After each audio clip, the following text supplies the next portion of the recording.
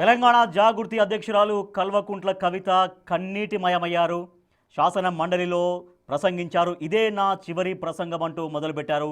కవిత ఆద్యంతం మొత్తం ఆమె స్పీచ్ అయిపోయేదాకా కూడా పూర్తి ఎమోషనల్గా కవిత ప్రసంగించారు. కన్నీరు కారుస్తూనే తన ప్రసంగాన్ని కొనసాగించారు. తీవ్రమైన భావోద్వేగానికి గురయ్యారు. కొన్ని చోట్ల తను మాట్లాడలేకపోయినంత భావోద్వేగానికి వెళ్ళిపోయారు. తను తమాయించుకొని మళ్ళీ ఆ ప్రసంగాన్ని కొనసాగించారు. సో పూర్తిగా కారే కన్నిటిని తుడుచుకుంటూ కవిత ప్రసంగం కొనసాగింది. సో మొదటి నుంచి బీఆర్ఎస్ పార్టీ కోసం తను ఎంత ఎఫర్ట్ పెట్టింది, ఎంత పనిచేసింది, ఉద్యమంలో బతుకమ్మను ఒక భాగస్వామ్యం చేస్తూ సాంస్కృతిక ఉద్యమాన్ని సమాంతరంగా నడిపి దాన్ని బీఆర్ఎస్ అంటే నాటు టీఆర్ఎస్ పార్టీకి బలోపేతం కావడం కోసం తాను చేసినటువంటి కార్యక్రమాలు కూడా ఎట్లా ఉపయోగపడ్డాయి, తర్వాత తనను ఎట్లా మొదటి నుంచి అణిచివేస్తూ వచ్చారనేది కన్నీరు కార్చుకుంటూ కవిత పూర్తిగా తన భావోద్వేగంతో తన ప్రసంగాన్ని చేశారు. మొదటి నుంచి బీఆర్ఎస్ పార్టీలో కష్టపడ్డ కార్యకర్తలకు, ఉద్యమకారులకు గుర్తింపు లేదు అంటూ తను ఆవేదన వ్యక్తం చేశారు. బీఆర్ఎస్ పార్టీ అధికారంలోకి వస్తే రాష్ట్రం బాగుపడుతుందని ఆశించాను, కానీ ఆశించినంత స్థాయిలో రాష్ట్రం బాగుపడలేదు అంటూ నేరుగా బీఆర్ఎస్ పరిపాలన పైన విమర్శలు గుప్పించారు ఎమ్మెల్సీ కవిత. ఇప్పుడు శాసన మండలిలో మాట్లాడారు. మళ్ళీ అక్కడి నుంచి నేరుగా గన్ పార్క్ దగ్గర చేరుకొని అక్కడ కూడా చాలా ఎమోషనల్గా తన ప్రసంగం కొనసాగింది. పూర్తి సమాచారాన్ని, పూర్తి విశ్లేషణను మా ఎగ్జిక్యూటివ్ ఎడిటర్ అశోక్ మనకు మరింతగా అందిస్తారు. అశోక్, శాసన మండలిలో కన్నీరు కారుస్తూ కవిత ప్రసంగం సాగింది. తర్వాత అదే కొనసాగింపు మనం గన్ పార్క్ దగ్గర కూడా చూసాం. సో చూసే వాళ్ళను ఎంతవరకు కదిలించగలిగింది కవిత స్పీచ్, కవిత ప్రసంగం? పర్టికులర్గా బీఆర్ఎస్ శ్రేణులు దీని మీద పెద్దగా స్పందించకపోవచ్చు. పర్టికులర్గా ఆమె కన్నీరు పెట్టింది కాబట్టి ఆమె వైపు విపరీతమైన సింపతి పెరిగిపోయి ఆమె పట్ల సానుభూతి వ్యక్తం చేసే పరిస్థితులు బహుశా ఉండకపోవచ్చు. ఎందుకంటే అటు బీఆర్ఎస్ శ్రేణుల్లో కావచ్చు, కాంగ్రెస్ శ్రేణుల్లో కావచ్చు, బీజేపీ శ్రేణుల్లో కావచ్చు, కవిత జైలుకు వచ్చినప్పటి నుంచి కూడా ఆవిడ మీద ఒపీనియన్ కంప్లీట్ చేంజ్ అయిపోయింది. స్వయానా కేసీఆర్ కూతురు అయినా కూడా, కేసీఆర్ కన్నబిడ్డ అయినప్పటికీ కూడా ఆవిడ ఇప్పుడు వెళ్తున్న విధానం అంతా కూడా కంప్లీట్ కేసీఆర్కి అగైనెస్ట్గా, బీఆర్ఎస్కి అగైనెస్ట్గా వెళ్తుంది. కాబట్టి ఆమెని బీఆర్ఎస్ శ్రేణులు ఎవరు కూడా, కేసీఆర్ అభిమానులు ఎవరు కూడా యాక్సెప్ట్ చేసే పరిస్థితి ఉండదు. బహుశా ఆవిడ ఎంత బాగా ఏడ్చినా కూడా, ఇంకెంత బోరును విలపించినా కూడా అనుకున్నట్టుగా సింపతి అయితే బహుశా రాకపోవచ్చు. కాకపోతే మీడియాలో కాసేపు హడావుడి ఉంటుంది. స్వయంగా కేసీఆర్ బిడ్డ ఈ రకంగా అసెంబ్లీలో ఎంతసేపు ఏడ్చింది అనేటప్పటికీ ఆటోమేటిక్గా అది మీడియాలో సెన్సేషన్ అవుతుంది, హడావుడి అవుతుంది. అంతే తప్ప ఆమె ఎక్స్పెక్ట్ చేసిన సింపతి అయితే బహుశా రాకపోవచ్చు. ఆవిడ జాగృతి పేరుతో త్వరలో పెట్టబోయే పార్టీకి ఇది కలిసి వచ్చే అంశమని ఎక్కడ కూడా అనుకోరు బహుశా. ఎందుకంటే ఆవిడ మీద ఉన్న ఒపీనియన్ పబ్లిక్లో అలా ఉంది. కాబట్టి ఇక్కడ మనం చూడాల్సింది ఏంటంటే, వాళ్ళ అసలు అసెంబ్లీలో పర్టికులర్గా శాసన మండలిలో ఒక ఎమ్మెల్సీగా ఆమె బీఆర్ఎస్ పార్టీకి, అంతకుముందు టీఆర్ఎస్ పార్టీకి చేసిన సేవలు, కుటుంబ గొడవలు, ఏ విధంగా పార్టీ నుంచి గెంటేశారు, ఈ రకమైన పరిస్థితులన్నీ కూడా, తాను పడ్డ కష్టాలు, తాను చేసిన సేవలు, ఇవన్నీ మండలిలో చెప్పుకోవాల్సిన అవసరం ఏంటి? ఇదంతా వ్యక్తిగతం కదా. బేసిక్గా ప్రెస్ మీట్ పెట్టి ఇవన్నీ చెప్పుకోవాల్సిన అవసరం ఉంటుంది. కానీ శాసన మండలిలో ఈ వ్యక్తిగతమైన అంశాలన్నింటినీ కూడా, అంటే పార్టీలో తను ఎట్లా పొగబెట్టారు, కేటీఆర్ లేకపోతే హరీష్ రావు కలిసి తనను ఎట్లా ఇబ్బంది పెట్టారు, అంటే కేసీఆర్ మంచివాడు కానీ కేసీఆర్ చుట్టుపక్కల ఉన్న వాళ్ళందరూ కూడా మంచివాళ్ళు కాదు, ఆ ప్రభుత్వంలో అవినీతి జరిగింది, ఇవన్నీ కూడా ఎంటైర్ పర్సనల్ ఇష్యూస్ అన్నీ కూడా పర్సనల్గా ప్రెస్ మీట్ పెట్టి చెప్పుకోవాల్సిన అంశాలని మండలిలో ఆవిడ అంతసేపు ఎందుకు ప్రస్తావించారు అనేది ఇక్కడ మనం చూడాల్సి ఉంటుంది. అయితే దీనికి కారణం ఆవిడ చెప్తున్నది ఏంటంటే, నేను శాసన మండలి సభ్యురాలిగా బీఆర్ఎస్ పార్టీ నుంచి గెలిచాను, సో నాకు ఆ పదవి ఇచ్చారు, సో ఆ కారణంగా నేను మండలిలోకి వచ్చి ప్రసంగించాల్సి వస్తుంది. అయితే అనివార్య కారణాల వల్ల నేను బీఆర్ఎస్ పార్టీకి రాజీనామా చేస్తున్నాను, శాసన మండలి సభ్యత్వానికి కూడా రాజీనామా చేస్తున్నాను. కాబట్టి చివరిసారిగా తాను మాట్లాడటానికి, తన గోడు చెప్పుకోవటానికి, నిజానిజాలు ప్రజల ముందు పెట్టడానికి, తెలంగాణ ప్రజానీకం ముందు తాను బీఆర్ఎస్ నుంచి ఎందుకు బయటకు వచ్చాను, ఎందుకు శాసన మండలికి రాజీనామా చేస్తున్నాను చెప్పుకునే అవకాశం ఇవ్వండి అని ఆమె చేసిన విజ్ఞప్తికి మండలి చైర్మన్ గుత్తా సుఖేందర్ రెడ్డి అనుమతి ఇవ్వటం, ఆ క్రమంలోనే ఆ బీఆర్ఎస్ పార్టీలో తన ఉనికి దగ్గర నుంచి మొదలుపెట్టి, అంటే మొదట్లో టీఆర్ఎస్ పార్టీలో తన ఉనికి దగ్గర నుంచి మొదలుపెట్టి ఎమ్మెల్సీగా, ఎంపీగా పోటీ చేయటం, అనేక కారణాలు, ఏ పరిస్థితుల్లో పార్టీ నుంచి బయటకు వచ్చింది, ఇవన్నీ కూడా చెప్పుకునే క్రమంలో ఈ కారణాల వల్ల నేను రాజీనామా చేస్తున్నాను అని ఒక కన్క్లూజన్ ఇచ్చారు. మొత్తం అరగంట సేపు ఆవిడ మాట్లాడారు. ఆవిడ మాట్లాడినంతసేపు ఎక్కడ స్పీకర్ డిస్టర్బ్ చేయలేదు, మిగిలిన సభ్యులు ఎవరు కూడా డిస్టర్బ్ చేయలేదు. భావోద్వేగంతో ఆమె కన్నీరు పెట్టుకుని బోర్ను విలపిస్తూ ఏడుస్తూ కంప్లీట్ అరగంట సేపు కూడా నాన్ స్టాప్ స్పీచ్, అనర్గళంగా కవిత బ్రహ్మాండంగా మాట్లాడతారు. సో కేసీఆర్ నోట్లోంచి ఊడిపడ్డట్టే మాట్లాడుతూ ఉంటారు. సో భాష విషయంలో, మాట్లాడే విషయంలో కేటీఆర్కి కానీ కవితకి కానీ తిరుగులేదు. అదే నాన్ స్టాప్ స్పీచ్ అనేక అంశాల మీద అనర్గళంగా ఎక్కడ చిన్న బ్రేక్ అన్నది కూడా తీసుకోకుండా, ఫుల్ స్టాప్ కామా లాంటివి కూడా లేకుండా చెప్పగలిగింది. అద్భుతమైన స్పీచ్ ఇవ్వగలిగింది. సో అంతసేపు కూడా మండలిలో ఉన్న సభ్యులంతా కూడా ఆమె ఏం చెప్తుంది అని ఆసక్తిగా అన్నారు. ఫస్ట్ ఆఫ్ ఆల్ నేను చెప్పినట్టుగా ఒక కేసీఆర్ బిడ్డ ఈ స్థాయిలో కన్నీరు పెట్టుకుంటూ, ఒక తెలంగాణ బిడ్డ ఈ స్థాయిలో తెలంగాణ అసెంబ్లీలో కన్నీరు పెట్టుకుని మాట్లాడటం అనేది బహుశా చాలా అరుదు. సో అందులో కేసీఆర్ కడుపును పుట్టిన బిడ్డ ఈ రకంగా ఏడవాల్సిన పరిస్థితి వస్తుందని కూడా ఎవరు ఊహించరు. ఇలాంటి పరిస్థితుల్లో కవిత ఆ విధంగా కన్నీరు పెట్టుకుంటూ మాట్లాడటంతో సభలో ఉన్న ప్రతి ఒక్కరు, అన్ని పార్టీల వాళ్ళు కూడా, అన్ని పార్టీలకు సంబంధించిన వాళ్ళు కూడా ఆమె ఏం మాట్లాడుతుందని అందరూ కూడా వెరీ ఇంట్రెస్టింగ్గా చూశారు. ఇందులో అనేక అంశాలు, ముఖ్యమైన పాయింట్స్ ఏం ప్రస్తావించిందంటే గత 10 ఏళ్ల బీఆర్ఎస్ పాలనలో కంప్లీట్ అవినీతే జరిగింది. ఇష్టం వచ్చినట్టు దోచుకున్నారు. ఎక్కడ తెలంగాణ కోసం ప్రాణాలు అర్పించిన ఉద్యమకారుల దగ్గర నుంచి ఏ ఒక్కరికి సాయం చేయలేదు. ప్రతి ఒక్క దాంట్లో కూడా అవినీతే జరిగింది. ప్రాజెక్టుల విషయంలో దాదాపు 1,00,000 కోట్ల ప్రాజెక్టులను ఒకే కంపెనీకి కట్టబెట్టారంటే మెగా కృష్ణారెడ్డికి సంబంధించిన మెగా మెయిల్ సంస్థ గురించి ప్రధానంగా పరోక్షంగా ఆవిడ ఇక్కడ ప్రస్తావించారు. మొత్తం కంప్లీట్ అవినీతి గురించి, అవినీతి జరిగింది, ఇదే అవినీతి జరుగుతోంది, ఇలా అన్యాయం జరుగుతోంది అన్న విషయాన్ని నేను పదే కేసీఆర్ దృష్టికి తీసుకెళ్ళినా కూడా ఆయన పట్టించుకోలేదన్న అసలు విషయాన్ని ఇక్కడ కుండబద్దలు కొట్టినట్టు చెప్పారు. రెండోది, కేసీఆర్ మంచోడే కానీ కేసీఆర్ చుట్టుపక్కల ఉన్న వ్యక్తులందరూ కూడా, కేసీఆర్ చుట్టుపక్కల ఉన్న వ్యక్తులందరూ కలిసి పార్టీని నాశనం చేస్తున్నారు.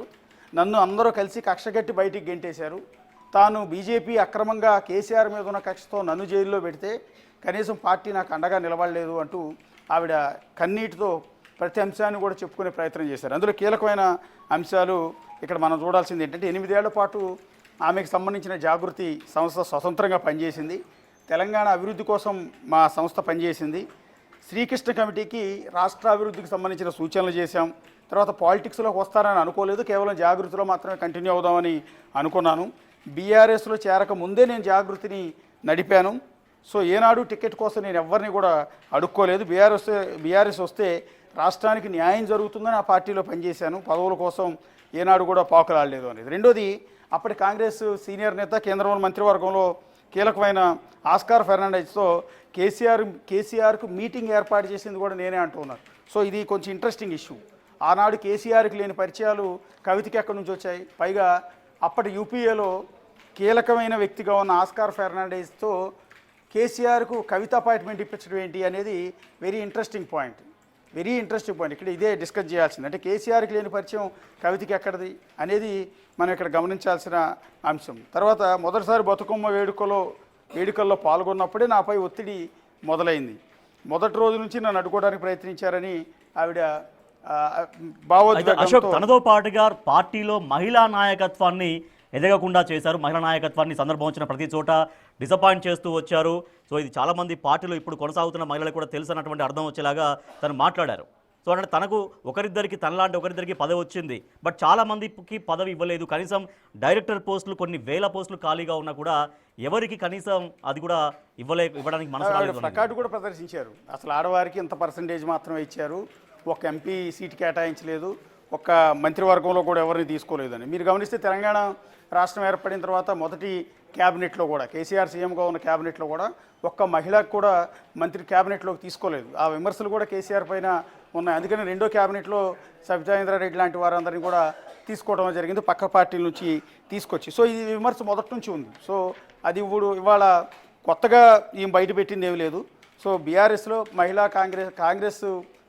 మహిళలకు ప్రాధాన్యత లేదు అనేది మొదటి నుంచి కూడా ఉన్న పాయింట్. అదే అంశాన్ని చాలా క్లోజ్గా మానిటర్ చేసిన, ఆ పార్టీలో కొనసాగిన, కేసీఆర్ కూతురుగా అన్ని అబ్జర్వ్ చేసిన ఆవిడ మరోసారి బయటపెట్టే ప్రయత్నం చేశారు. ఇక్కడ ఇంకో కీలకమైన అంశం ఏంటంటే తెలంగాణ సెక్రటేరియట్ నిర్మాణం, అలాగే దాని ఎదురుగా ఉన్న అమరజ్యోతి నిర్మాణం, అలాగే తెలంగాణలో ఉన్న అనేక కలెక్టరేట్ల నిర్మాణం, కొత్త జిల్లాల ఏర్పాటు, ఆ తర్వాత కొత్త కలెక్టరేట్ల నిర్మాణం, అంబేద్కర్ విగ్రహం, దేశంలోనే అతిపెద్ద అంబేద్కర్ విగ్రహం అని మనం భావిస్తున్నాం. అది కూడా కేసీఆర్ హయాంలో నిర్మాణం చేశారు. సెక్రటేరియట్ కేసీఆర్ హయాంలో నిర్మాణం చేశారు. అమరజ్యోతి కేసీఆర్ హయాంలోనే, కొత్త కలెక్టరేట్ల నిర్మాణం కూడా కేసీఆర్ హయాంలో జరిగాయి. అయితే ఇవాళ కవిత చెప్తున్న కొత్త కీలకమైన పాయింట్, వీటన్నిటి నిర్మాణాల్లో కూడా అక్రమాలు, అవినీతి జరిగాయి. ఇష్టం వచ్చినట్టు దోచుకున్నారు, అంటే కాంట్రాక్టర్ల దగ్గర నుంచి ఇష్టం వచ్చినట్టు దోచుకున్నారు. ఆ అవినీతిని నేను అన్నింటిలో కూడా అవినీతి జరుగుతోంది, ఇష్టం వచ్చినట్టు దోచుకుంటున్నారన్న అంశాన్ని కూడా కేసీఆర్ దృష్టికి తీసుకెళ్ళినా నన్ను పట్టించుకోలేదు, పైగా నన్ను టార్గెట్ చేశారు అనేది ఆవిడ చెప్పే కీలకమైన అంశం. ఇప్పుడు ఏదైతే కాంగ్రెస్ ప్రభుత్వం ఆరోపిస్తుంది, గత 10 ఏళ్లలో కేసీఆర్ హయాంలో ఇష్టం వచ్చినట్టు దోచుకున్నారు ప్రతిదీ, ఇంక్లూడింగ్ ఇరిగేషన్ కాళేశ్వరం ప్రాజెక్టు నుంచి మొదలు పెడితే అన్ని ప్రాజెక్టులు కూడా అడ్డగోలుగా దోచుకున్నారని కాంగ్రెస్ పార్టీ ఆరోపిస్తుంది. ఇప్పుడు బీఆర్ఎస్ లో పనిచేసి వచ్చిన ఎమ్మెల్సీగా ఉన్న కేసీఆర్ బిడ్డ అయిన కవిత కూడా అదే అవినీతి జరిగిందని చెప్తుంది. ఒకవేళ దర్యాప్తు చేస్తున్నా లేకపోతే విచారణ చేస్తున్నాడు, అప్పట్లో జరిగిన అవినీతి పైన విచారణ చేస్తున్న సంస్థలు బహుశా కవిత వాంగ్మూలం కూడా తీసుకుంటే బాగుంటుంది. ఎందుకంటే కేసీఆర్ బిడ్డ కాబట్టి ఆవిడికి తెలిసినంతగా మిగిలిన వాళ్ళు ఎవరికి కూడా అవినీతి గురించి తెలిసే అవకాశం లేదు. ఎవరెవరు ఎన్ని కోట్ల రూపాయల చేతులు మారాయి, ఎక్కడెక్కడ చేతులు మారాయి, సెక్రటేరియట్ నిర్మాణంలో ఎన్ని కోట్ల చేతులు మారాయి, ఎవరెవరికి ఆ వాటాలు అందాయి. సో ఆ వాటాలు ఇంక్లూడింగ్ కేసీఆర్కి అందినట్టే, కేటీఆర్కి అందినట్టే, హరీష్ రావుకి అందినట్టే, సో బీఆర్ఎస్లో ఉన్న ముఖ్యమైన వాళ్ళందరికీ కూడా అందినట్టే ఆవిడ చేస్తున్న ఆరోపణ ప్రకారం చూస్తే. ఈ క్రమంలో సో సెక్రటేరియట్ నిర్మాణంలో జరిగిన అవినీతి కావచ్చు, అంబేద్కర్ విగ్రహంలో జరిగిన అవినీతి కావచ్చు, కొత్త కలెక్టరేట్ల నిర్మాణంలో జరిగిన అవినీతి కావచ్చు, ఇట్లా వీటన్నిటికి సంబంధించి ఎక్కడెక్కడ అవినీతి జరిగిందని కేసీఆర్ కవిత దగ్గర పూర్తి సమాచారం ఉంది. కాబట్టి కాంగ్రెస్ ప్రభుత్వం కనుక ఒక విచారణకు ఆదేశిస్తే, కవితను పిలిపిస్తే కనుక కీలకమైన సమాచారం దక్కే అవకాశం కూడా ఉంటుంది. సో 43 లక్షల మందికి పెన్షన్లు ఇచ్చామని మనం గర్వంగా చెప్పుకుంటున్నాం, కానీ 1000 మందికి కూడా తెలంగాణ ఉద్యమకారులకు పెన్షన్లు ఇవ్వలేదు.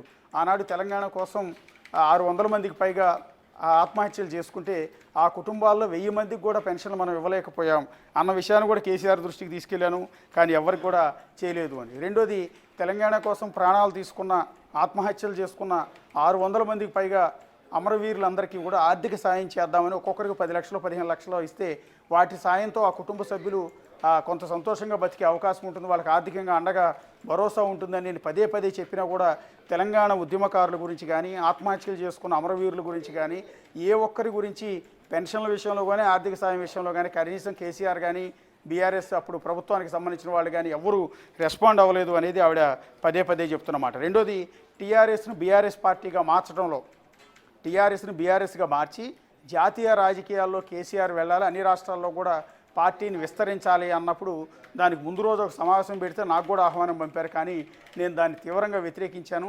తెలంగాణ రాష్ట్ర సమితి పేరు నుంచి కాస్త భారత రాష్ట్ర సమితిగా మార్చినప్పుడు మన పార్టీలోంచి తెలంగాణ పేరును తీసేస్తే మన ఉనికి దెబ్బతింటుంది అని మొదటి నుంచి చెప్తున్నా కూడా వెళ్ళలేదు అనేది ఆవిడ ప్రధానంగా చెప్తున్న అంశం. అందుకని ఆ మీటింగ్కి నేను వెళ్ళలేదు, దాన్ని వ్యతిరేకించాను అనేది. తర్వాత 1,00,000 కోట్లకు పైగా ఖర్చు పెడితే కొత్తగా వచ్చిన ఆయకట్టు 14 లక్షల ఎకరాలు మాత్రమే. కేవలం 1,00,000 కోట్లకు పైగా ప్రాజెక్టులు ఖర్చు పెట్టారు, ఇంక్లూడింగ్ కాళేశ్వరం కావచ్చు, అదర్ ప్రాజెక్ట్స్ కావచ్చు. వాటన్నిటిలో ఆయకట్టు కేవలం 14 లక్షల ఎకరాలు మాత్రమే. సో అనేది ఇక బీజేపీ పైన ఎడతెగని పోరాటం చేస్తే కేసీఆర్ మీద కక్షతో నన్ను అరెస్ట్ చేయించారు. సో అరెస్ట్ చేసిన సందర్భంలో ఏ ఒక్కరు కూడా పార్టీ నుంచి నాకు సపోర్ట్ చేయలేదు, స్వయాన కేసీఆర్ కూతుర్ని జైల్లో పెట్టినా కూడా ఏ ఒక్కరు పట్టించుకోలేదు అంటూ ఆవిడ మరోసారి కన్నీళ్లు పెట్టుకున్నారు. అట్లాగే రాష్ట్రానికి వచ్చిన కంపెనీలని బీజేపీ పక్క రాష్ట్రాలకు పంపించేసింది అనేది. తర్వాత పార్టీలో హరీష్ రావు, కేటీఆర్ని ఎవరైనా అంటే మాట్లాడేవాళ్ళు. హరీష్ రావు గురించి కానీ కేటీఆర్ గురించి మిగిలిన పార్టీలో ఎవరైనా కామెంట్ చేస్తే పార్టీ మొత్తం విరుచుకుపడేది, కానీ కవితను అరెస్ట్ చేస్తే, కవిత గురించి కామెంట్ చేస్తే ఏ ఒక్కరు కూడా మాట్లాడేవాళ్ళు కాదు. అలాగే హరీష్ రావును, కేటీఆర్ని ఉద్దేశించి ఎవరన్నా కామెంట్ చేస్తే వాళ్ళ మీద విరుచుకుపడిన బీఆర్ఎస్ శ్రేణులు కేసీఆర్ని ఎవరన్నా తిడితే మాత్రం మాట్లాడేవాళ్ళు కాదు. అంటే హరీష్ రావుకి కేటీఆర్కి ఉన్న ప్రయారిటీ ఈవెన్ కేసీఆర్కి లేదా అనేది ఆవిడ ప్రధానంగా చేస్తున్న ఆరోపణ. ఇక అవినీతికి పాల్పడిన వారు ఎవరెవరు దోచుకున్నారు, ఎవరెవరు ఎంతంత దోచుకున్నారు, ఎక్కడెక్కడ దోచుకున్నారు అన్న విషయాన్ని ఇంకోటి ఇప్పుడు వస్తున్నటువంటి విమర్శలకు కూడా సమాధానంగా ఒకటి చెప్పారు. ఇప్పుడు వాళ్ళ ఇంట్లో కుటుంబ గొడవలు నడుస్తున్నాయి, ఆస్తుల గొడవ నడుస్తుందంటే నా 2 పిల్లల మీద ప్రమాణం చేసి చెప్తున్నా, ఇది ఆస్తుల కోసం పంచాయతీ కాదు, ఆత్మగౌరవం కోసం పంచాయతీ. అది చెప్పుకుపోయారు. అంటే బయట సొసైటీలో జరుగుతున్న ప్రచారం ఏంటంటే కవిత కేవలం ఆస్తుల పంపిణీలో తేడా వచ్చింది కాబట్టి, ఆవిడ అడిగిన ఆస్తులు వాటాలు ఇవ్వలేదు కాబట్టి కేసీఆర్ను విభేదించింది, కేటీఆర్ను విభేదిస్తుంది, హరీష్ రావును విభేదిస్తుంది, బయటకు వచ్చి అందరినీ తిడుతోంది అనేది బయట జరుగుతున్న ప్రచారం. వాళ్ళ అవునన్న కథన బీఆర్ఎస్ శ్రేణులని కాదు, మిగిలిన రాజకీయ పార్టీలో ఎంటైర్ తెలంగాణలో కూడా ఇదే డిస్కషన్ ఉంది. కేవలం మీ ఆస్తుల గొడవలను తీసుకొచ్చి మరోసారి కొత్త పార్టీ పేరుతో రుద్ది మమ్మల్ని మోసం చేస్తుంది ఈవిడ అన్న ప్రచారం ఉంది. దాని మీద తిప్పికొట్టేదిగా నా బిడ్డల మీద ప్రమాణం చేస్తున్నాను, ఇది ఆస్తుల పంపకం కాదు, ఇవన్నీ జరిగాయి, వీటన్నిటిని నేను కేసీఆర్ దృష్టికి తీసుకెళ్లే ప్రయత్నం నన్ను పట్టించుకోలేదు అనేది ఆవిడ చెప్పుకునే ప్రయత్నం ఇక్కడ చేస్తాను. ఇంకోటి ఏంటంటే బీఆర్ఎస్ హయాంలో అవినీతికి పాల్పడిన కొంతమంది పేర్లు చెప్పాను, అందులో హరీష్ రావు పేరు కూడా చెప్పాను. హరీష్ రావు గుంటనక్క అంది, హరీష్ రావు ఒక దెయ్యం అంది. సో ఇలా దోచుకున్న వాళ్ళందరిలో హరీష్ రావు కీలకమైన వ్యక్తి కాబట్టి అతని పేరు కూడా చెప్పాను. ఆ పేరు చెప్పినందుకే నన్ను పార్టీ నుంచి బయటికి గెంటేశారు. ఇది ఆస్తుల గొడవ కాదు. కేవలం బయటకు ప్రొజెక్ట్ని ఎట్లా చేశారు, బయట సొసైటీలోకి తెలంగాణలో ఎలా పొట్రై చేశారంటే నేను ఆస్తి కోసమే బయటకు వచ్చేసాను అని. కానీ అసలు విషయం అవినీతి జరిగింది. అవినీతిలో హరీష్ రావుది కీలక పాత్ర ఉందని హరీష్ రావు పేరు చెప్తే నన్ను మరుసటి రోజు పార్టీ నుంచి బహిష్కరించారు. కనీసం షోకాజ్ నోటీస్ కూడా ఇవ్వలేదు. ఇది పార్టీ నడిపే పద్ధతి కాదు అంటూ రాజకీయాల్లో ఒక నైతికత ఉండాలి. ఆ నైతికత బీఆర్ఎస్ పార్టీ నుంచి పూర్తిగా దూరం అయిపోయింది అని సొంత పార్టీని ఉద్దేశించి, తన తండ్రి పార్టీని ఉద్దేశించి, తన అన్న పార్టీని ఉద్దేశించి ఆవిడ ఈ కామెంట్ చేశారు. ఆస్తుల పంచాయతీ కాదు, ఇది ఆత్మగౌరవ పంచాయతీ అని ఆవిడ క్లియర్గా చెప్తారు. రెండు బీఆర్ఎస్లో అసలు క్రమశిక్షణే లేదు అనేది కాంగ్రెస్ పార్టీ పదే ఆరోపణ చేస్తుంది, బీజేపీ అదే ఆరోపణ చేస్తుంది. అసలు బీఆర్ఎస్లో క్రమశిక్షణ ఉండదు, ఓన్లీ డిక్టేటర్షిప్పే ఉంటుంది అని. సో అందువల్ల వాళ్ళ కవిత కూడా అదే మాట అంటున్నారు. బీఆర్ఎస్లో క్రమశిక్షణ అనేది ఒక పెద్ద జోక్ అనేది. ఉద్యమకారుల పట్ల, ప్రశ్నించే వారి పట్ల పార్టీలో వివక్ష చూపుతారు. తెలంగాణ కోసం పోరాడి ప్రాణాలు అర్పించిన అమరవీరుల పట్ల కానీ, తెలంగాణ కోసం గళమెత్తిన ఉద్యమకారులకు విషయంలో ఎవరన్నా పార్టీలో తీవ్రమైన వివక్ష ఉంటుంది. వాళ్ళని అసలు పట్టించుకోదు బీఆర్ఎస్ పార్టీ. మొదటి నుంచి కూడా ఇది కొనసాగింది. అందువల్లే నేను అలాంటి పార్టీలో ఉండదలుచుకోలేదు, నేను ఎలాంటి తప్పు చేయలేదు. ఒక మహిళా నాయకత్వం ఎదగకుండా కక్షగట్టారు. ఒక వ్యక్తిగా వెళ్తున్నా ఒక శక్తిగా తిరిగి వస్తాను అనేది ఆవిడ చెప్పిన కీలకమైన పాయింట్. అంటే భవిష్యత్తులో తన టార్గెట్ బీఆర్ఎస్ఏ, తన టార్గెట్ హరీష్ రావే, తన టార్గెట్ కేటీఆర్ఏ, తన టార్గెట్ కేసీఆర్ఏ. ఈ విషయాన్ని కుండబద్దలు కొట్టేట్టు చెప్పింది. అంటే తెలంగాణలో కాంగ్రెస్ పార్టీకి ఆల్టర్నేటివ్ బీఆర్ఎస్ కాదు, తెలంగాణకు ఆల్టర్నేటివ్ కాంగ్రెస్ పార్టీకి ఆల్టర్నేటివ్గా త్వరలో రాబోతున్న నా పార్టీ కీ రోల్ పోషించబోతోంది తెలంగాణలో.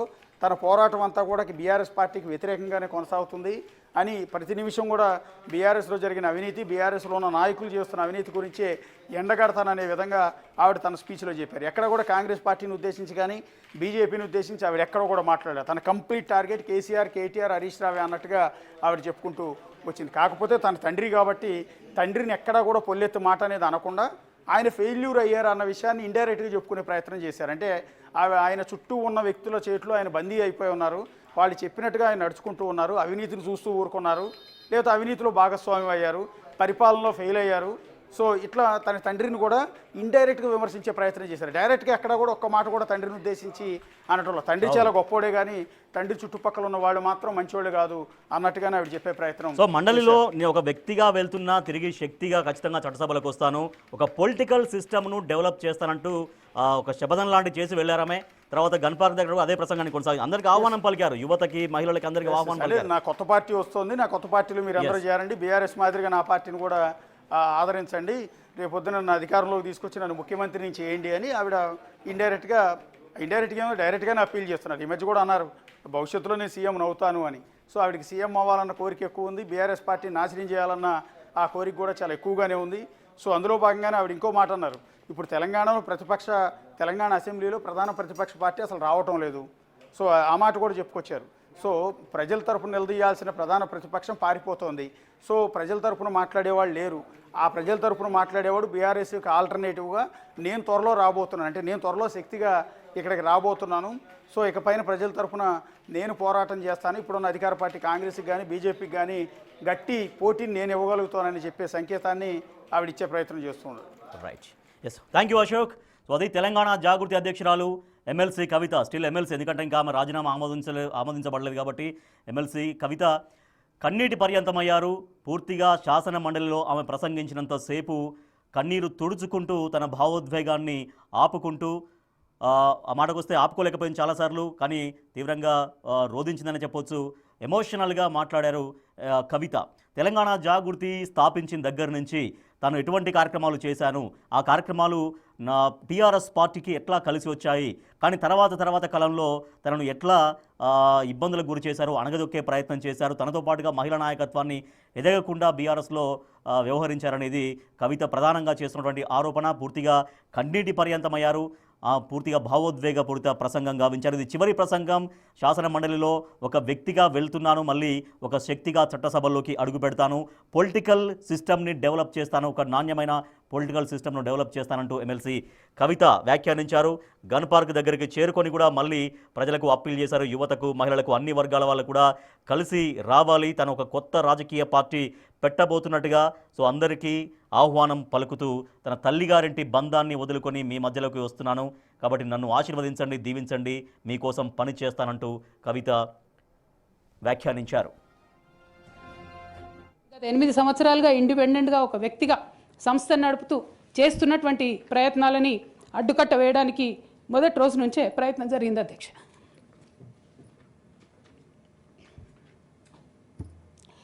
కానీ ఎక్కడ కూడా నేను తెలంగాణ బిడ్డలని, తెలంగాణ ప్రజల్ని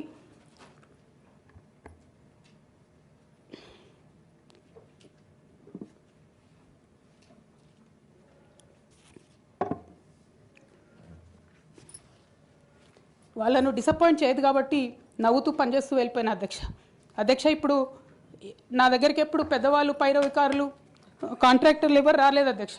నేను ఎప్పుడు కూడా పేద ప్రజల మధ్యలోనే ఉండి పనిచేస్తున్నాను అధ్యక్ష. నా దగ్గరికి వచ్చినటువంటి బీడీ కార్మికులు కావచ్చు, బీడీ టేకేదారులు కావచ్చు, అంగన్వాడీ టీచర్లు కావచ్చు, ఆశా వర్కర్లు కావచ్చు, ఐకేపీ ఎంప్లాయీస్ కావచ్చు అధ్యక్ష, అదేవిధంగా జిహెచ్ఎంసీ కార్మికులు